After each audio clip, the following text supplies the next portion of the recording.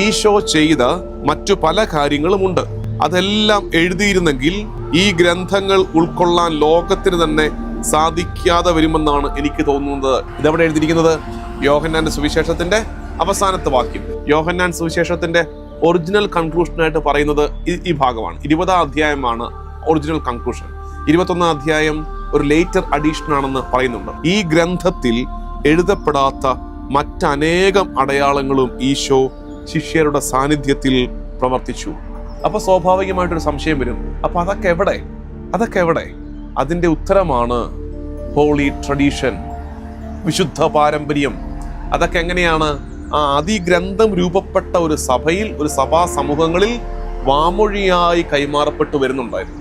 അത് ആരാധനയായും, അത് സംസാരമായും, അത് ജീവിത ശൈലിയായും ഒക്കെ തുടർന്നു വന്നു. അതാണ് സഭകളുടെ വിശുദ്ധ പാരമ്പര്യം, ഹോളി ട്രഡീഷൻ.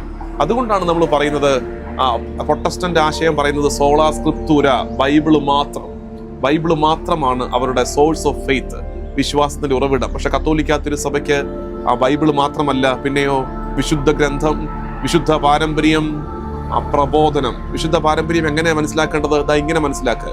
ബൈബിളിൽ എഴുതപ്പെടാതെ, ബൈബിള് കവിഞ്ഞു കിടക്കുന്ന കാര്യങ്ങൾ, ബൈബിളിന് പുറത്തേക്ക് തുളുമ്പിയ കാര്യങ്ങൾ അതെവിടെയുണ്ട്? ജീവിക്കുന്ന സഭയിലുണ്ട്. ആ സഭ അതിനെ ഏറ്റെടുത്ത് തലമുറകളിലേക്ക് കൈമാറിക്കൊടുത്തതാണ് വിശുദ്ധ പാരമ്പര്യം. അങ്ങനെ വേണം പാരമ്പര്യത്തെ മനസ്സിലാക്കാൻ. നിർഭാഗ്യവശാൽ ഇന്ന് പാരമ്പര്യം എന്ന വാക്ക് തന്നെ നമുക്ക് തമ്മിലടിക്കാനുള്ള വിഷയമായിട്ട് മാറിയിരിക്കുകയാണ്. അങ്ങനെയല്ല മനസ്സിലാക്കേണ്ടത്.